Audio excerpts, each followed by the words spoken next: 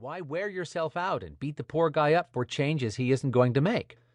Thus, the interesting truth is that riding alongside the public optimism reflected in enormous organizational investments in people development is a deep-seated private pessimism about how much people really can change. And we come by this pessimism honestly. On more than one occasion, in more than one country, working in more than one sector, we have heard essentially this same story. We take the year-end reviews very seriously around here. It's not like the Dilbert cartoons where people roll their eyes as they enter the room and wait for the psychobabble and pep talk to be over. People listen carefully to the feedback they get. A lot of company time and money goes into its gathering and debriefing, and a lot of heart and mind goes into attending to it on the receiving end. People sometimes cry in these meetings. They make the sincerest of pledges and the most careful of plans to change the things that need to be changed. Everyone leaves the room feeling like an intense and real conversation has occurred and the time was well spent. And then, a year later, we are all back in the room looking at the feedback, and the picture really isn't that different. Something is wrong here. It sure is, and that's why we wrote this book.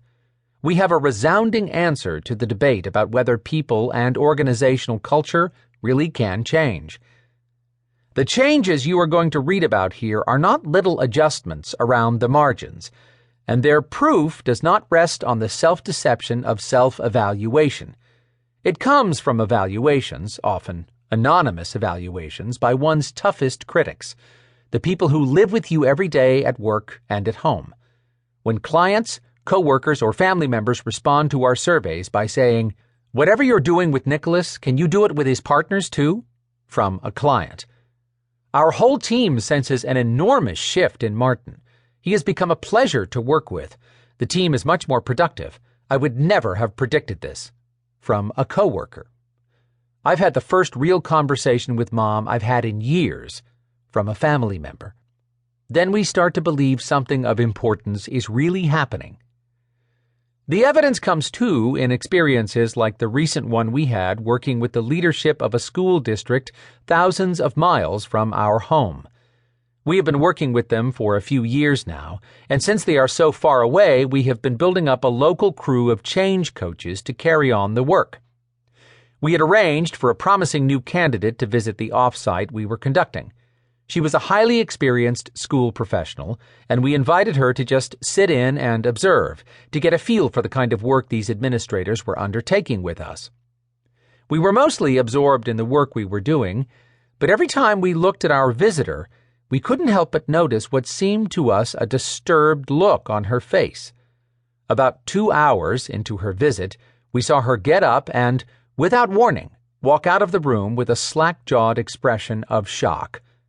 She never returned. I guess that didn't go too well, one of us remembers thinking. A few days later, we checked in with one of our team members who had caught up with her. She had been shocked, all right. "I've spent my whole life working with school leaders," she said.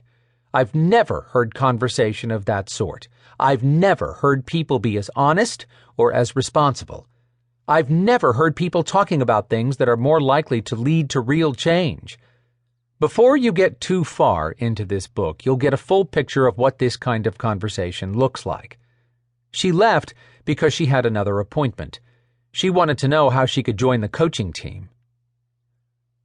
The materials in the pages ahead suggest a next generation of ideas and practices for leaders with an interest in the learning life of their organizations.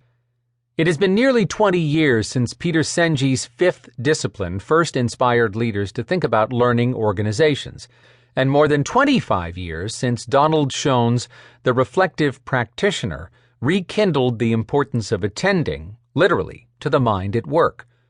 All over the world today, in every sector, leaders aspire to lead organizations that learn, and to be, themselves, personally reflective about what they do. But we need to take individual and collective learning at work to the next level if we are to meet 21st century change challenges. If we do not, we can learn and reflect as much as we want, but the changes we hope for or that others need from us will not happen because all the learning and reflecting will occur within our existing mindsets.